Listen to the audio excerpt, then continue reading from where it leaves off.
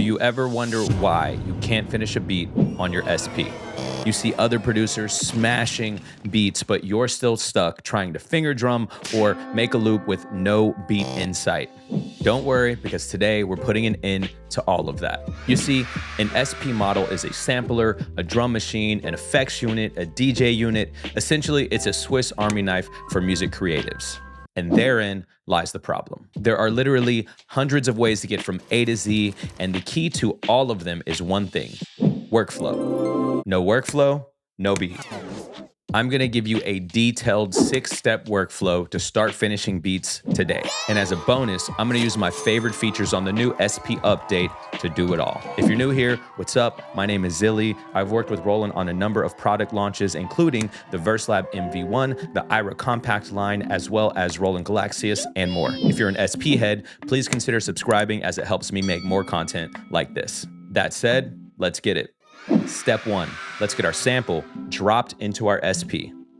All right, guys, we're gonna get started by getting a loop recorded in by the measure. I'm gonna be running my loop off of this iPad right here. You can sample your loop from any source, but in this case, we're just gonna use our stereo 1/4 inch here, and I'm gonna use the iPad with the dongle that turns it from the USB-C to a 3.5 millimeter. First thing I'm gonna notice is that my sample is at 80 BPMs. I'm gonna match that tempo so that I have the most amount of accuracy when I'm sampling. The next thing I'm gonna do is test my sample volume. So I'm gonna hit my external source, and you guys should hear that sample coming through. Now currently I don't have any input effects on it, so it's just on bypass.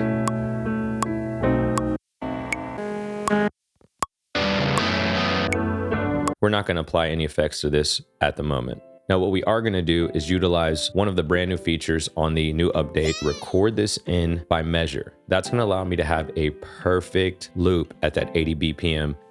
I'm gonna hit record, and this time I'm gonna use Control Knob 2 to do 8 measures. We'll pick a destination.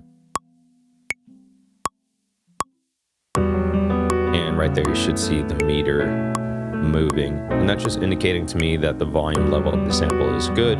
It's not peaking and it's not too low. That is also a new feature.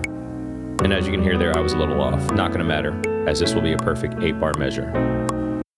Let's test out that sample and make sure it measures up to those 8 bars and does a perfect loop.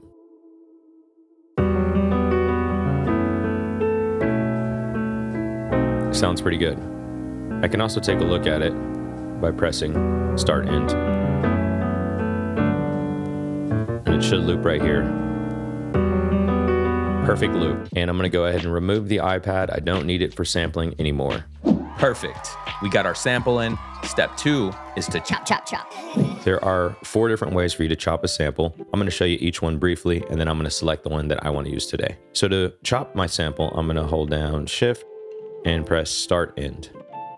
Now I have entered the chop menu, so I can see all of my wave. The first way to chop is very traditional, which is the manual way. So it's just gonna be a matter of pressing the pads that I want the chop to start and end at as I listen to it in real time.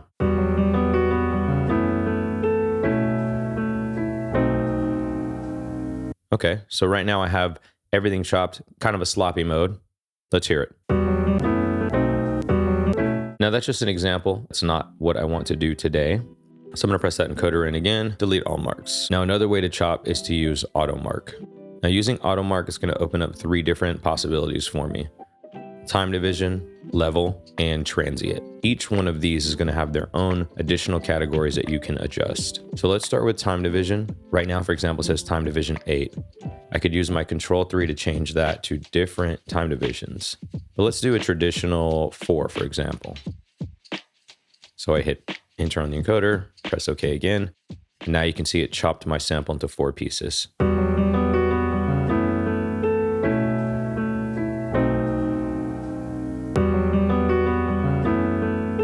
I'm going to show you some of the other chopping methods. So the next thing we have is level.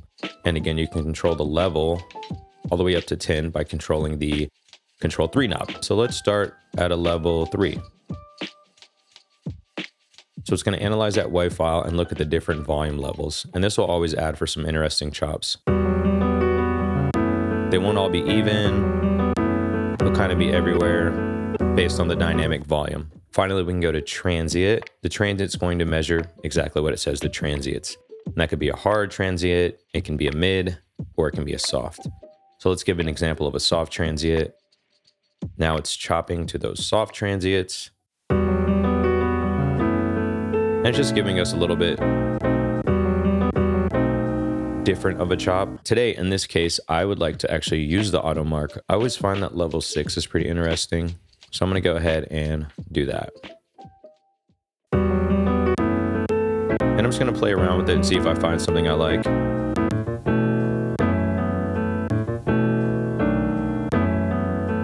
I really like that. I'm gonna go ahead and commit this by pressing menu, assign to pads. I want to assign these to the eye.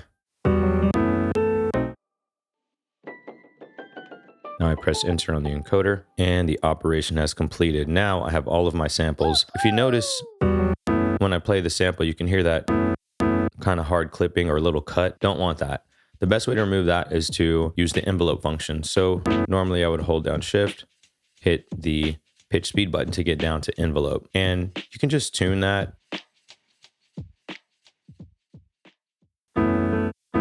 So that popping's gone. Yay! I have 16 pads. I don't want to do this for every single pad. So the way to do it for the entire bank is to hold remain. Now it says to bank. I can just adjust those attack and releases to where I want them, which I'm just going to do one on each side. That seems to smooth it out. Yippee! So now you'll notice it's on every single pad. So remember, I like these guys. I'm actually going to use the loop function. In order to make sure that you can loop, you need to go to shift and we'll go to utility. Press our main encoder into system. And then we're going to scroll down to the mark function. Here you have your skip back functionality options, SBS def, SBS long, and you have the looper option. So if you're ever using the skip back functionality, which allows you to always record the last 40 seconds of audio, then you would be on one of these two settings, but you can't do that and the looper at the same time. So you have to shift over to the one that you want to utilize at the time. And now the looper is armed. So that means when I hit mark, I'm going to have my looper pop up on the screen instead of skip back. And this is exactly what we want. Now, as you can hear, there's a metronome, and that is at the BPM that I have on the bank. Okay, so with the pattern that I chose, the 1 is actually buried maybe 1 or 2 counts into this pad. And basically my goal here is to make the loop and then I can chop it later. For the looper itself, you can do this by different measures. You can do free. You can do 1 measure, 2 measure, or 4 measure. I'm gonna go for 4 measure. I want the auto trigger on as opposed to off.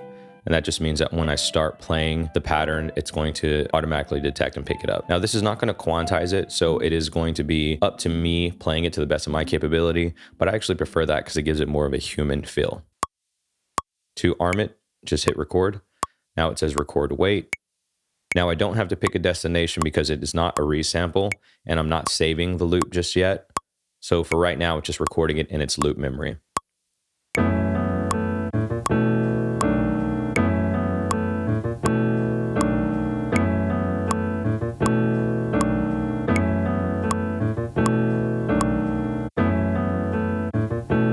So I play that a little bit off. No worries. Cool. So I can press record to stop and play the actual loop. So what I do want to do here is actually redo that. And to do that, I just hit delete. So let's just arm it again and we'll give it another shot. If I hit resample, now I have the overdub functionality. So I can add more sounds.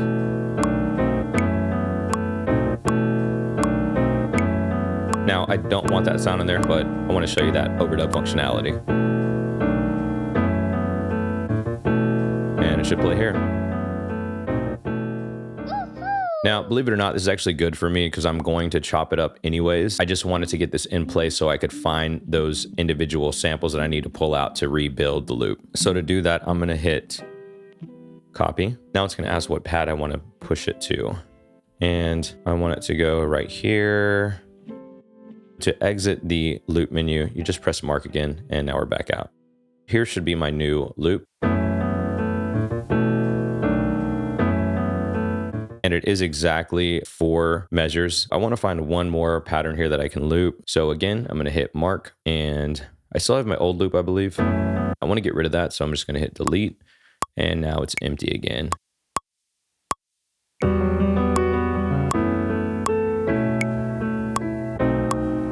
So I'm going to stop the playback, and I'm going to copy that once again to a new pad. Okay, and I'll hit mark again to get out of my looper.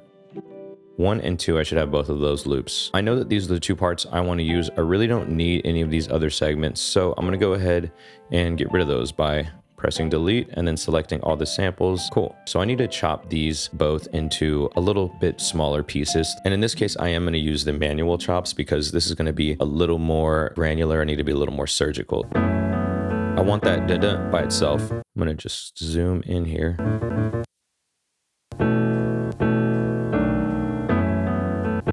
Those are the only parts I need as my chops for now. And I just have 5 samples. I'll just go over these bottom rows here. Now 8 and 9 I don't need, so I'm going to go ahead and delete those, get them out of the way. And then this one needs to be trimmed. And in this case, I'm going to go ahead and envelope these as well. Now, if you want to, you could also reorder these. So in that case, I could just exchange the samples. So I want to swap 7 with 5. And I want to swap 7 with 6. And now I should be able to play them just right down the line. Perfect. I know I don't need this anymore. And I'm just going to duplicate this over. So I hit copy, press the pad that I want to copy over, then an empty space. Then I hit copy again. I want that in part so that I can kind of create like a replicated hit of it. Truncate again. Now I need to get these programmed. So I want to go back into my loop by hitting mark. I dig it. So I'm going to hit copy, and this time we will go up to our primary bank here, which is bank D, and I'll go ahead and save the loop there. Let's open up our looper once again, clear it out.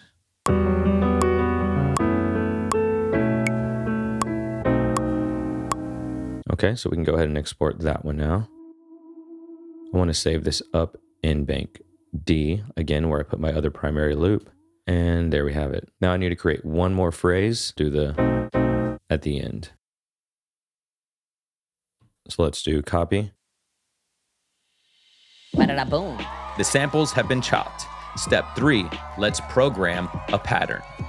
All right, so now that we have all of our looped phrases, I can now go into pattern mode and actually put these into patterns to then begin to apply drums to. I'm just going to hit pattern select. And I do want to keep the pattern on bank D. And I'm going to hit record here. We'll go to 1.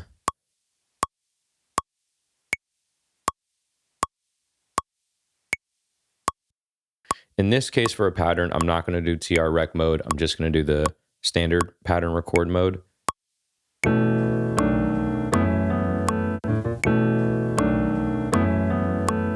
And now we're going to record the next phrase here.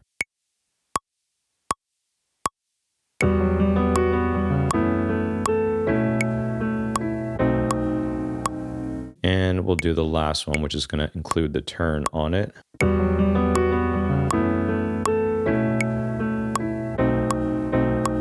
So now I have all 3 of my patterns here. And really the next thing to do is to add some drums. Currently, I have a set of drums that I do already dig stored over here in bank B. And so I'm just going to copy these over. So I'm just going to do these individually. I don't want to copy the whole bank because I don't want to replace the other sounds that I already created. So now I have my drums in place. One thing I like to do with my drums, kind of a pro tip here, is to chain these in a mute group so I can create some different rhythms with them. Right now they bleed. So what I'm going to do is go to a mute group by holding down shift and pressing pad 8. And I'll find an empty group here. Here we go, E. And I don't want these to mute the kick, so the kicks still have to go in a different mute group. I'll put them on F. So now they don't interrupt. Let's just do a quick little jam.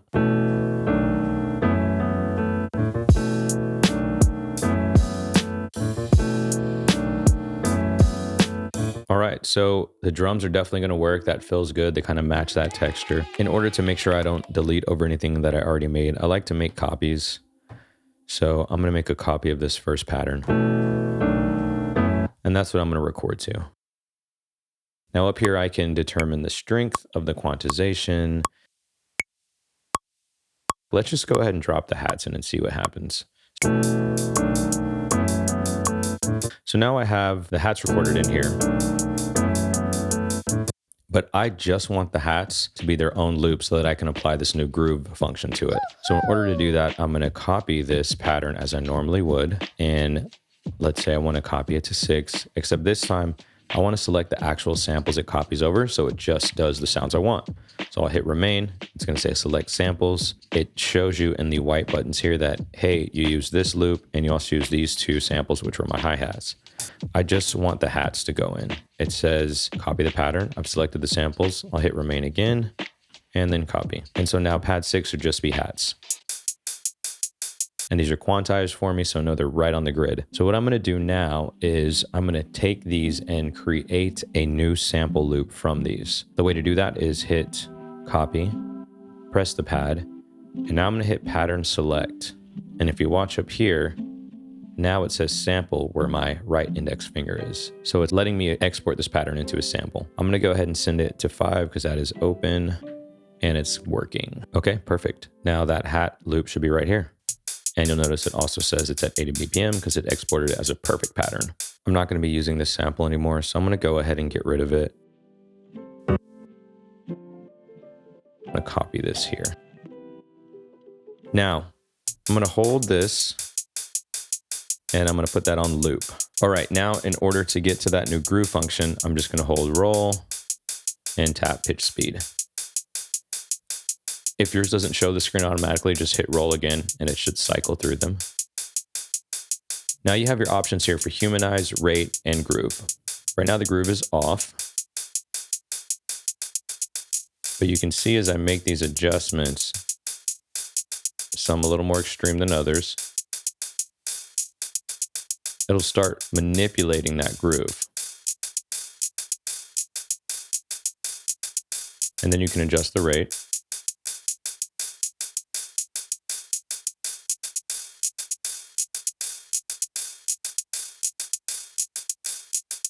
And then you have humanize, which you can put to low, medium, or high.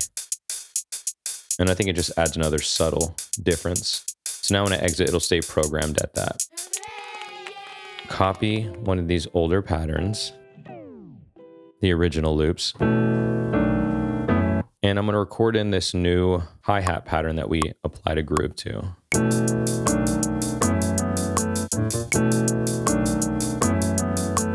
So now that I have a hi-hat pattern in there, I'll go ahead and lay the rest of the drums. Let's get rid of this old pattern.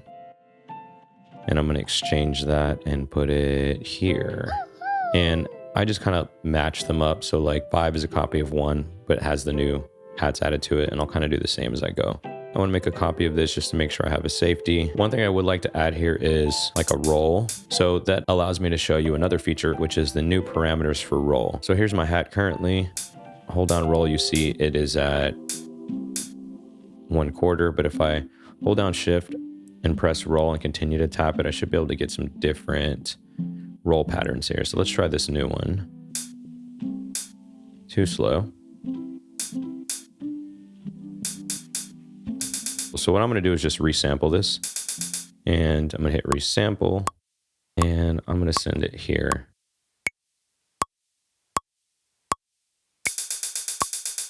Let's make it a little shorter.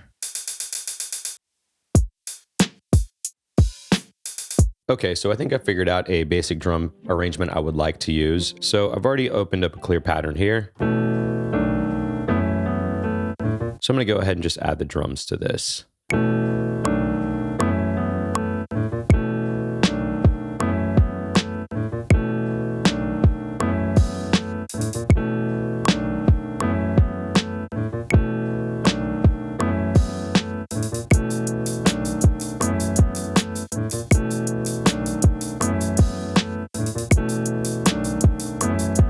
And now maybe I'll just add some more hits to it. But I don't want them to be all the way on the grid, so I'm gonna just turn the grid down.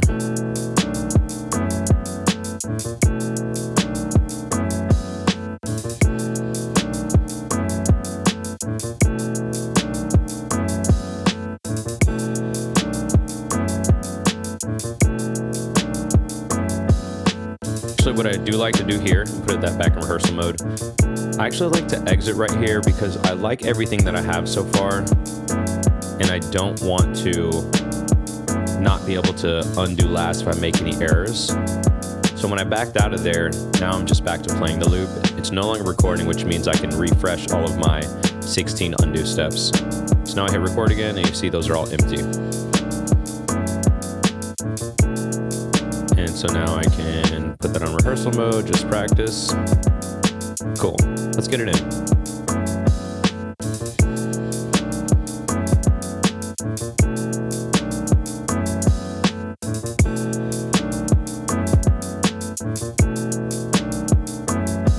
So what I'm gonna do now is just copy these drums over to these other patterns and then lay these sample loops down over them. So again, I just want to copy that drum section. First, let me go ahead and just clean up. So I'm going to delete this pattern because I'm not using it anymore. And I'm going to place it underneath the first pattern that we copied it from, the melodic part. So cool, simple, right? So now I'm going to copy this drum pattern only over to 6. And again, I do that by copying over, then hitting remain, and just picking the samples I want to use. Hit remain again, copy, and there's our drum pattern.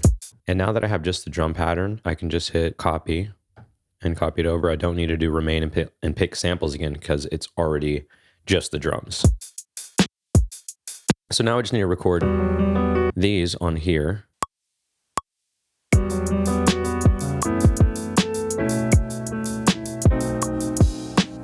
Okay, awesome. And now I'm going to record this pattern, which has like the turnaround back over here.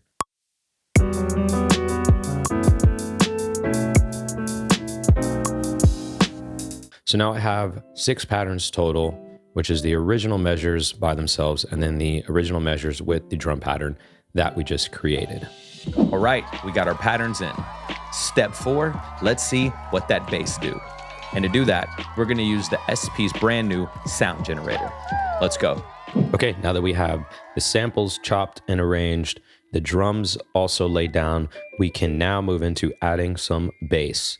Now to do this, we're gonna use the brand new sound generator. To get into the sound generator mode, we wanna hold down Shift and press record setting. Now, once I am in this menu, I have a few options. I have the type,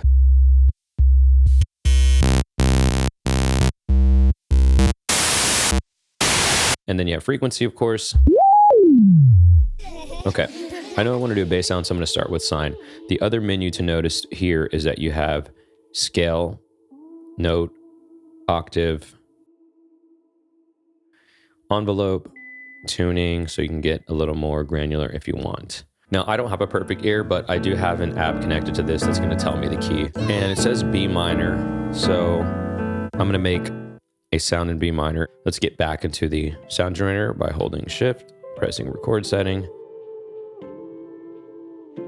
Note, it's B minor, so I'm just going to do a B. And once I generate the note, then I'll put it in chromatic mode, and then I'll change it to the minor setting. Now, the other area of the menu that you can also check is the length of it. So you hold down Shift and you can see the length that you want to create it to be at, as well as where it resides in like the sound field. I just want basically 4 seconds. I think that's enough time for me to generate something. And then also the balance. Doesn't matter to me here. I think this is just going to be 0 right in the center. Cool. Now to save this new sound that we created, we just hit record. We decide where we want to place it. I want to place it here. And then press record to export. There it is. Okay. There's our bass tone. I know that this should be B minor right now. It's just a B. So I'm gonna hold down Shift and hit chromatic. Now I have my full chromatic scale. But if I tap in on the encoder, I can find more options. I have my major, minor, Dorian, Phrygian, and then some new additions with the update. Penta major,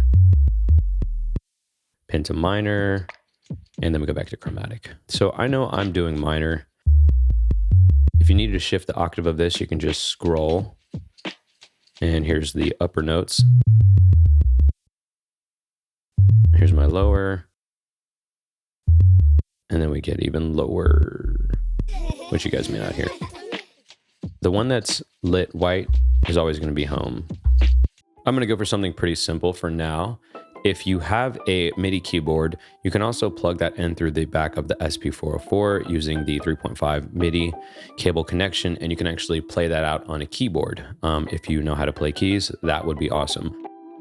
So I'm just going to copy this over, and I'm going to do the same thing for these because I want to play the bass in live for each one of them in case I want to modify it just a little bit.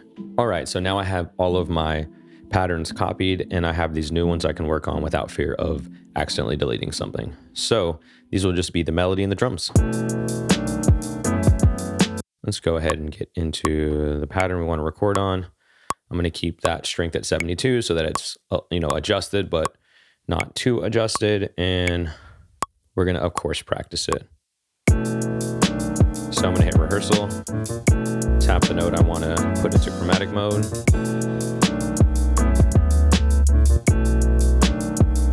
Let's just make sure we're still in rehearsal mode. Cool.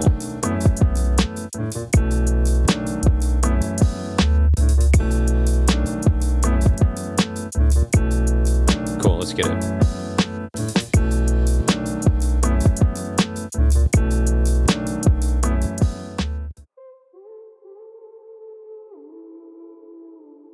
Cool, and there you have it. Look at that. Our patterns are growing. Step 5, add more melody. Let's go. All right, so we've chopped our samples and made arrangements. We've created drum patterns, and we've generated a bass tone. Now what I would like to do is add in more melodic elements by using an external piece of hardware. In this case, I'll be using the Roland J6. In order to do this, I need to make sure, of course, my external source is armed. Now I want to put this in a loop. I'm going to go back to my loop by hitting mark. It says it's empty, so we're good there. And I think what I'm going to do is just hold that note and then add some filter sweeping to it.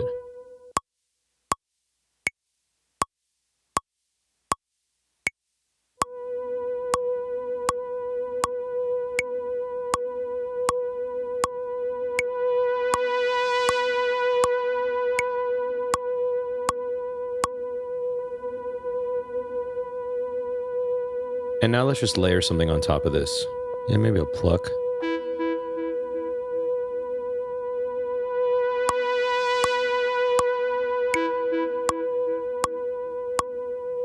Cool.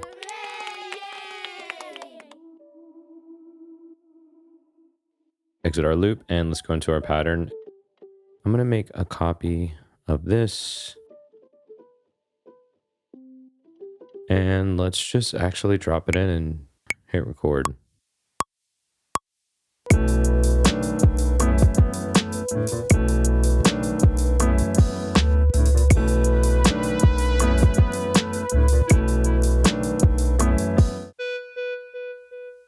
So let's go ahead and sample that tone in here. I'm going to hit record. And now what I can do is take this note, put it in chromatic mode, keep it in minor if I'd like, and find